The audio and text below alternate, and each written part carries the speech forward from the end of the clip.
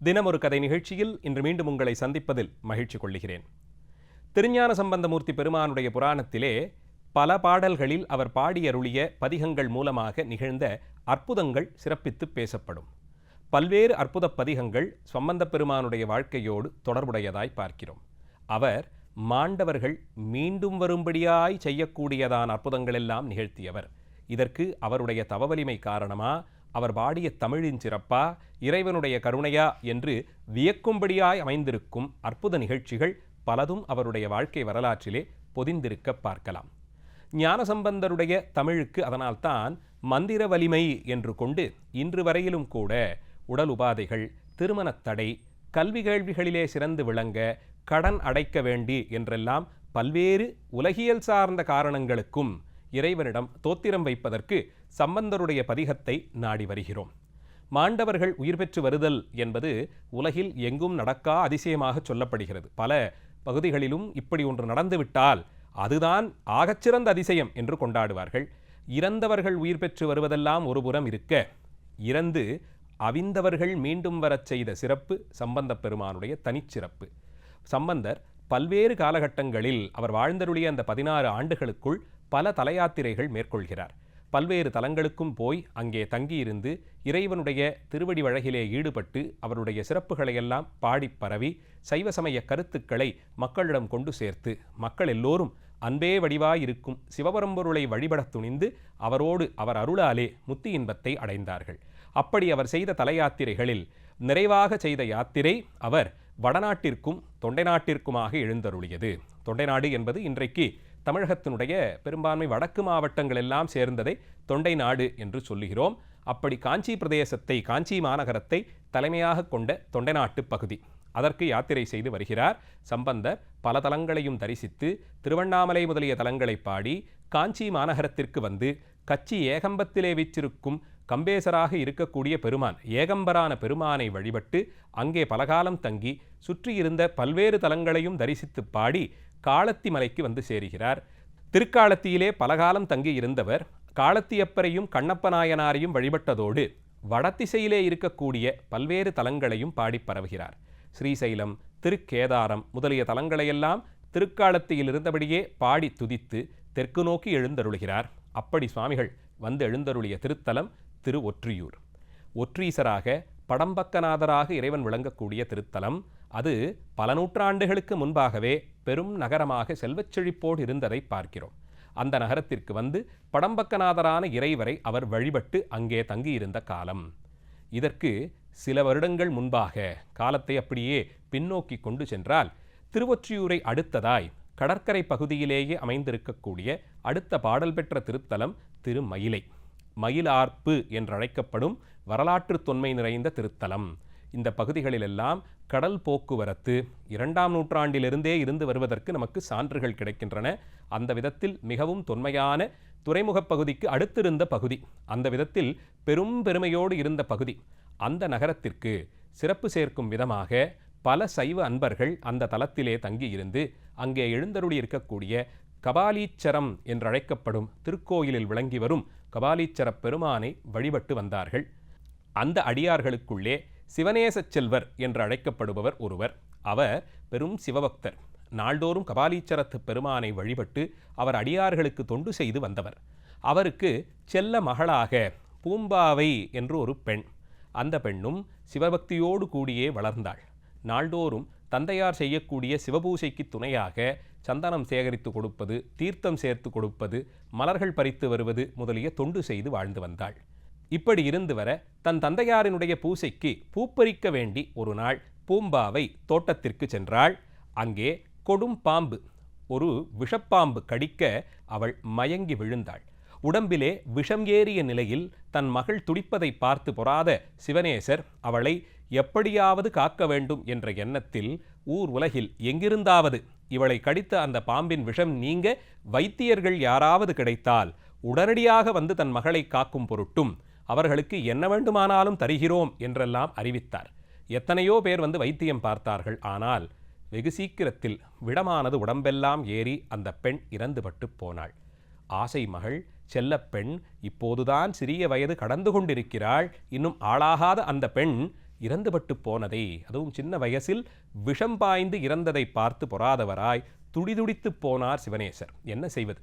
விதிப்பயன் என்ற நிலையில் அதற்கு மேலே செய்ய வேண்டிய சம்ஸ்காரங்களையெல்லாம் செய்து, அதற்கு மேலே செய்ய வேண்டிய சடங்குகளையெல்லாம் செய்து முடித்து, அந்த பெண்ணினுடைய சாம்பலையும் எலும்பு துண்டுகளையும் ஒரு மண்பானையிலே சேகரித்து வைத்து அதை கன்னிமாடம் என்று ஒரு பகுதி அமைத்து அங்கே பார்த்து வந்தார். அந்த இடத்திற்கு பெண்கள் மட்டும் இருக்கக்கூடிய பகுதி வீடுகளில் அதற்கு கன்னிமாடம் என்று பெயர். அங்கே இந்த எண்பு குடத்தை, எலும்புகளும் சாம்பல் பொடியும் கலந்த குடத்தை வைத்திருந்தார். இப்படி சேகரித்து வைப்பதற்கு என்ன காரணம்? ஞானசம்பந்தருடைய காலத்தில் அவர் புகழ் உலகெங்கும் பரவியது. எல்லோரும் சம்பந்த பெருமானுடைய சிறப்பை கேட்டு உணர்ந்து அவரை வந்து தரிசித்து அவரோடு சேர்ந்து யாத்திரை செய்ய வேண்டும் என்றெல்லாம் விரும்பினார்கள். சென்ற இடமெல்லாம் சிறப்பு சேர்த்து வந்ததல்லவா அந்த சிவக்குழந்தை. அதனால் அவரோடு இருக்க வேண்டும், அவருடைய பெருமையை உணர வேண்டும், அவர் காலத்திலே வாழ்ந்து நாமும் எத்தனை சிறப்பு பெறுகிறோம் என்ற எண்ணத்தில் அடியார்கள் எல்லோரும் இருந்து வந்தார்கள். அந்த வரிசையில் சிவனேசருக்கும் ஒரு ஆசை. இப்படி உமாதேவியாரால் ஞானப்பால் கொடுத்து வளர்க்கப்பட்ட பிள்ளை, அந்த பிள்ளைக்கு, அந்த ஞான குழந்தைக்கு தன் மகளை திருமணம் செய்து கொடுக்க வேண்டும் என்ற எண்ணத்தோடு தான் வளர்த்து வந்தார். ஆனால் அந்த ஆசையிலே இப்படி மண் விழுந்து போனது. ஆனால் ஞானசம்பந்தரை பார்க்கும் வாய்ப்பு ஒருவேளை ஏற்பட்டால் அவர் முன்பாக தன் மகள், அவளை சேகரித்து வைத்திருக்கிறாரே அந்த எண்பு குடத்தை வைத்து அவரிடம் இதை தெரிவிக்க வேண்டும் என்ற எண்ணத்திலே கன்னிமாடத்தில் அந்த பெண்ணின் எண்பு குடத்தை பாதுகாத்து வந்தார்.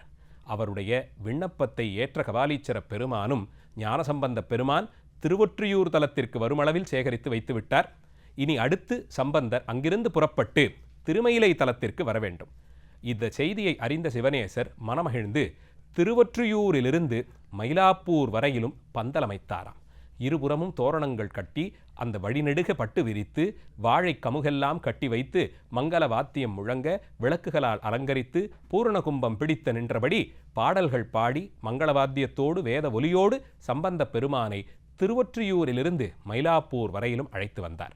வந்த ஞானசம்பந்த பெருமான் ஆலயத்திற்கு போய் கபாலீச்சரத்து பெருமானை மனமுருகி தரிசனம் செய்து வேண்டி வழிபட்டார்.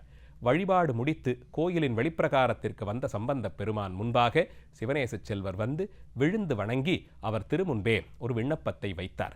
நடந்த எல்லா செய்திகளையும் தொகுத்துச் சொல்லி தன் மகள் அடைந்த நிலையை எடுத்துச் சொல்லி அந்த எண்பு குடம் இருக்கும் செய்தியையும் தெரிவித்தார். இதை கேட்ட ஞானசம்பந்த பெருமான் உடனடியாக கன்னிமாடத்திலே பாதுகாக்கப்பட்டிருக்கும் அந்த எண்பு குடத்தை எடுத்துக்கொண்டு கோயிலுக்கு வாருங்கள் என்று அழைத்தார்.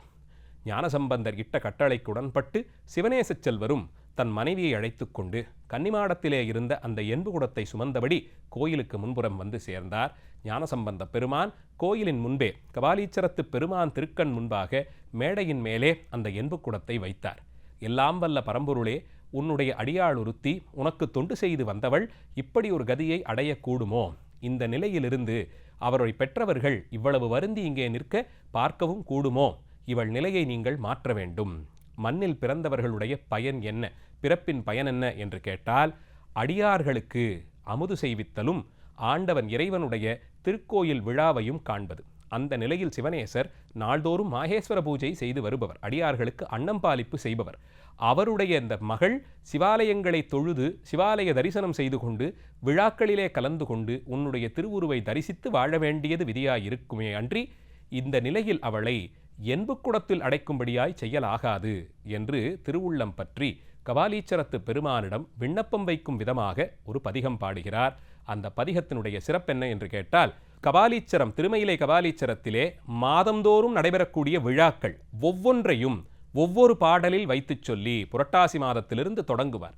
மட்டிட்ட புன்னை அங்காணன் மடமையிலே கட்டிட்டங்கொண்டான் கபாலீச்சரம் அமர்ந்தான், ஒட்டிட்ட பண்பின் உருத்திர பல்கணத்தார்க்கு அட்டிட்டல் காணாதே. அட்டு இடுதல் என்றால் அன்னம் இடுவது, அன்னம் பாலிப்பு. புரட்டாசி மாதத்திலே மாகேஸ்வர பூஜை மிகச்சிறப்பாக செய்து அடியார்களை வணங்க வேண்டியது.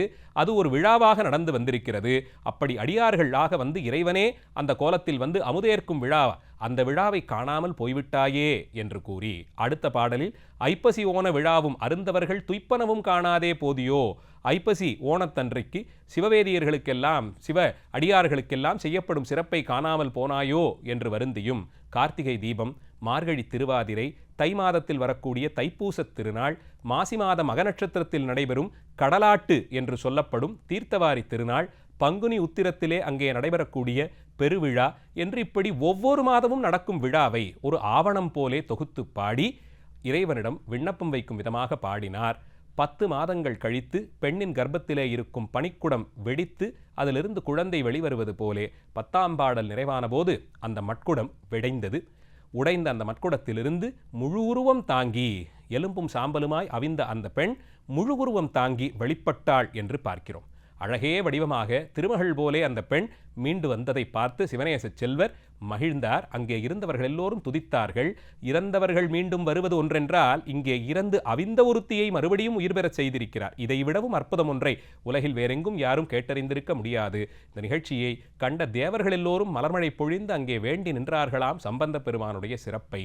மீண்டும் உயிர் கொடுத்ததாலே தாம் அந்த பெண்ணிற்கு தந்தை ஸ்தானத்தில் இருப்பதை வலியுறுத்தி ஞானசம்பந்த பெருமான் அந்த பெண்ணையும் பெற்றோரையும் ஆசீர்வதித்து தன்னுடைய யாத்திரையை தொடர்ந்து அடுத்து திருவான்மியூர், திருக்கழுக்குன்றம் முதலிய தலங்களுக்கு யாத்திரை மேற்கொண்டார் என்று பார்க்கப்படுகிறது. உலக அதிசயங்கள் பலதும் அவ்வக்காலங்களிலே சிறப்பு பெற்றிருக்க பார்க்கிறோம். ஆனால் வேறெங்கும் கேளா சிறப்பாக இறந்த ஒருவர் எரியூட்டப்பட்ட பிறகு அந்த சாம்பலும் எலும்பும் மறுபடியும் உருக்கொண்டு வந்தது ஞானசம்பந்த பெருமானுடைய தமிழுக்கு மட்டுமே என்பது ஆதாரமாக இந்த கதை இருக்க பார்க்கிறோம். பெரிய புராணத்திலே சேக்கிழார் பெருமான் மிக உருக்கமான பகுதியாக இதை வைத்து பாடியிருப்பார்.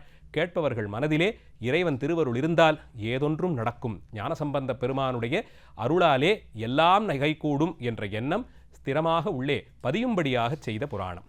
நாளைய தினம் மீண்டும் ஒரு கதையோடு உங்களை சந்திக்கிறேன். நன்றி, வணக்கம்.